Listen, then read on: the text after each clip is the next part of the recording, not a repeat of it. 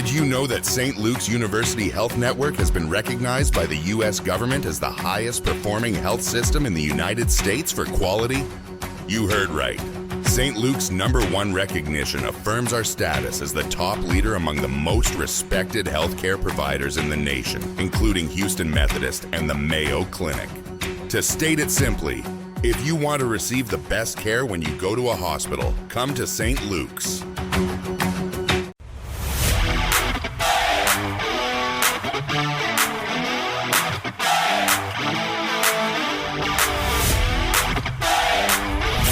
This is the Joe Concha Show, weekday edition, sponsored by the Tunnel to Towers Foundation. Here's Joe Concha. All right, let's bring in Theo Wold. He was a former Assistant Attorney General and former Deputy Assistant to President Trump for domestic policy. I certainly want to talk about the SAVE Act with Mr. Wold. Theo, thanks for joining us for the first time. We really appreciate it. Thanks for having me on, Joe. It's good to be with you.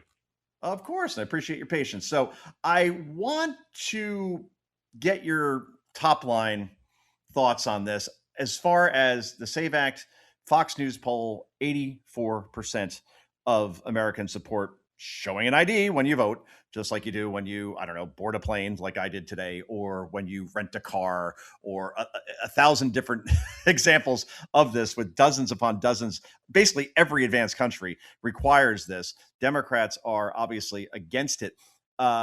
In the end, if this fails in the Senate, okay, and it looks like it will, because you need 60 votes. You know how this works. There's only 53 on the Republican side. So is there a legal option here? Can this go to the Supreme Court somehow to say, hey, look, this is wrong. We need, obviously, ID for voter integrity or something along those lines. I'm talking to you like a guy who obviously never went to law school, but can you bring us down that road? Are there any options for the Trump administration if this fails in the Senate?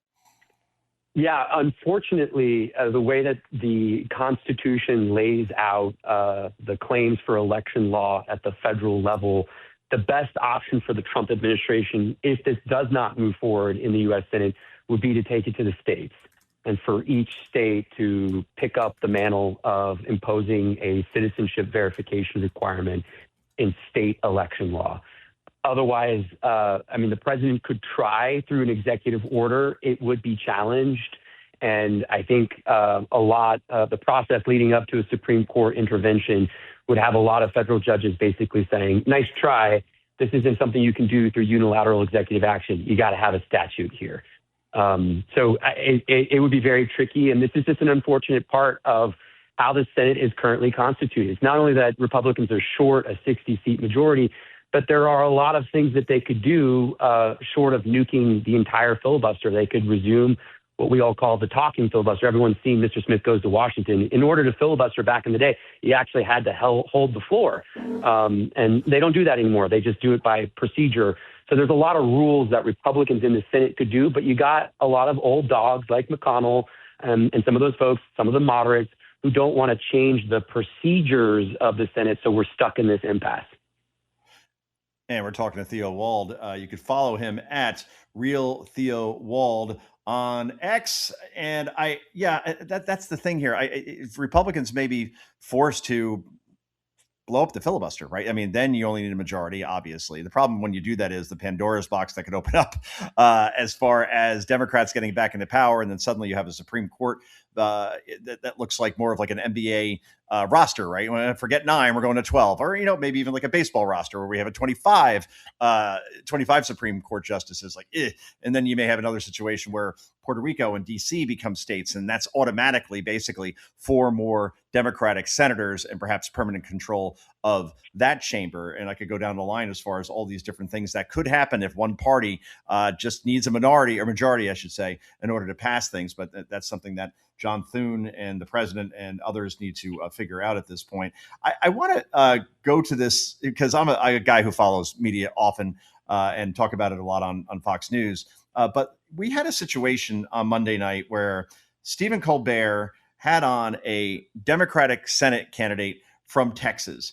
And because of I guess there's a couple of different ways to put it, I suppose, but you need to give equal time to competing political candidates under FCC rules.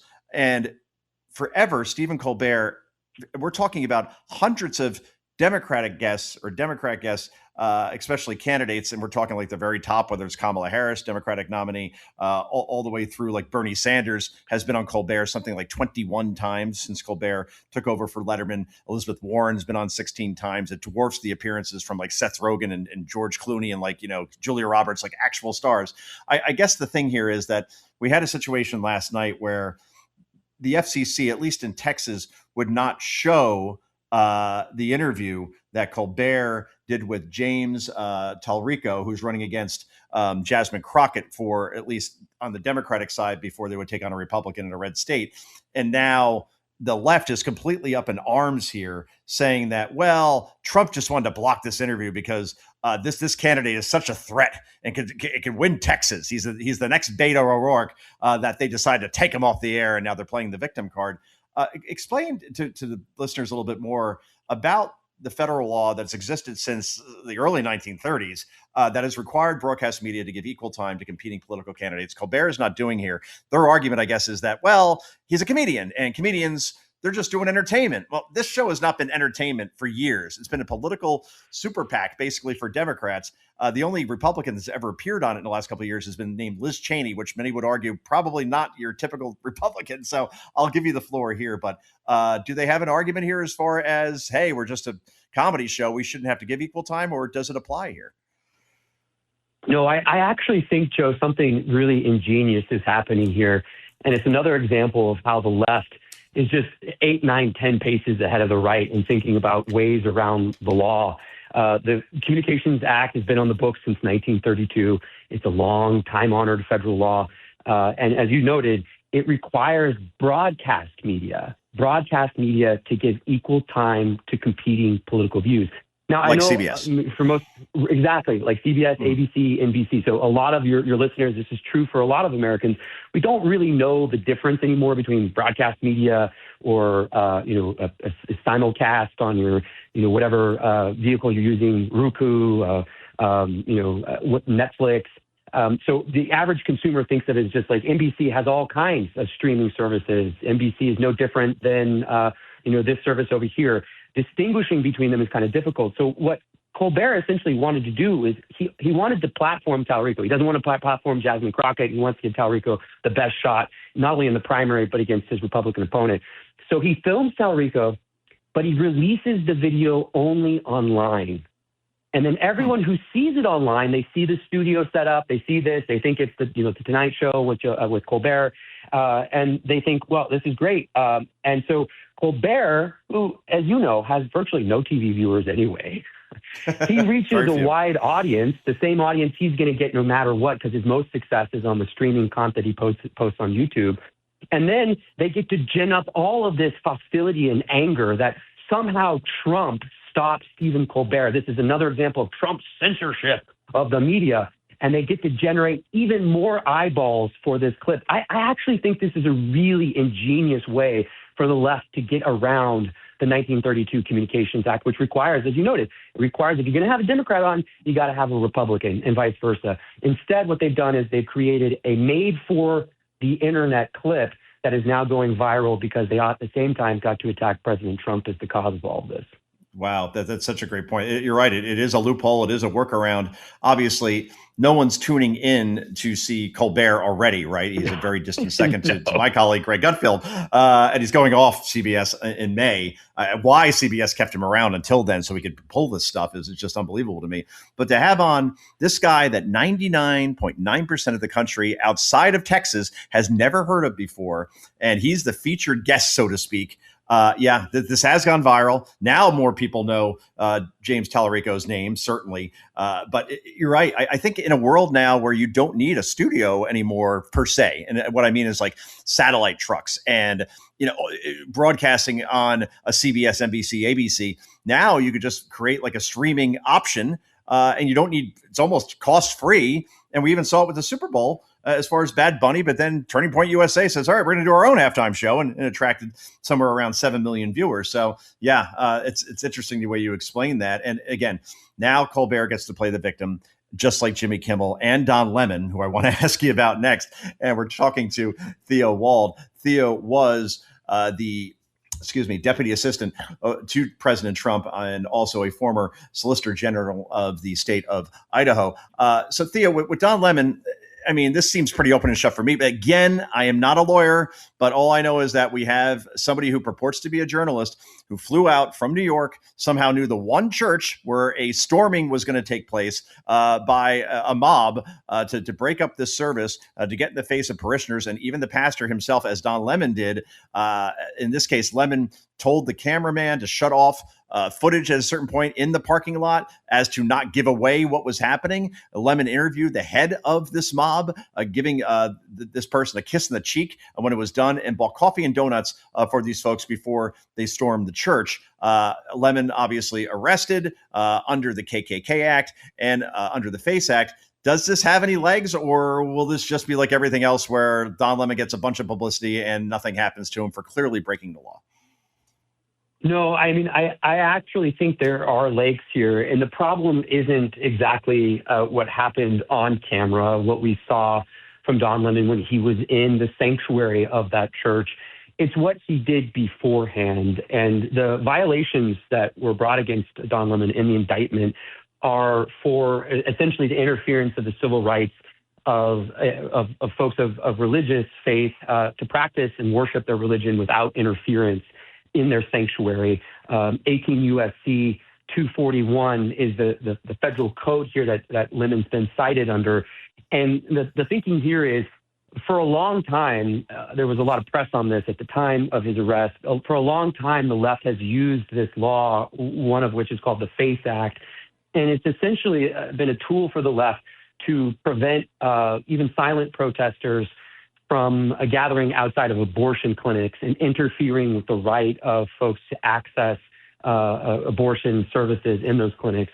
There have been any number of essentially harmless, innocent Americans arrested under the FACE Act, including under President Biden in a couple of midnight raids of private citizens' homes. So same act here now being applied in a religious context, which is the interference with religious worship.